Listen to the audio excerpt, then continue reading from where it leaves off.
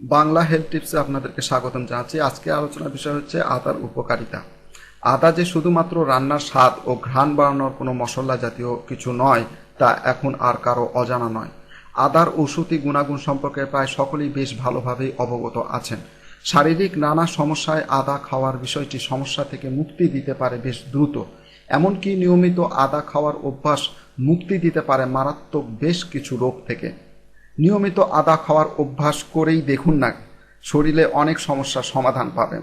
আর এজন্যই আদার গুণাগুণ এবং শারীরিক সমস্যা নিরাময় আদার ব্যবহার সকলেরই জেনে রাখা অত্যন্ত জরুরি। 1. বমি বমি ভাব বা বমি হচ্ছে অনেকের।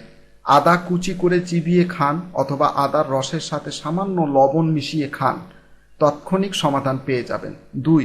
উল্টাপাল্টা এবং বেশি ভাজা পোড়া খাবারের কারণে বুক জ্বালা সমস্যা হুট করেই শুরু হতে পারে।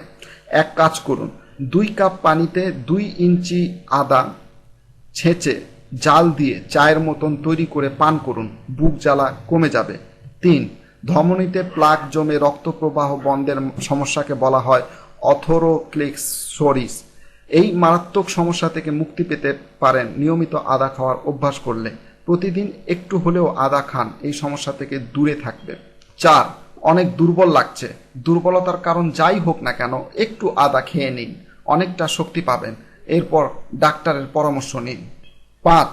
আদার রস ব্যথানাশক ঔষধের মতন কাজ করে। সরাসরি আক্রান্ত স্থানে লাগাতে পারেন আদার রস অথবা পান করে নিতে পারেন। দুভাবেই ভালো উপকার পাবেন। ধন্যবাদ দর্শক ভিডিওটি দেখার জন্য। ভিডিওটি ভালো লেগে থাকলে আমাদের লাইক বাটনে লাইক করে রাখবেন এবং এই ভিডিওটিকে শেয়ার করতে ভুলবেন না। আপনি আমার ইউটিউব চ্যানেলটাকে সাবস্ক্রাইব করে পরবর্তী ভিডিওর নোটিফিকেশন পেয়ে যাবেন।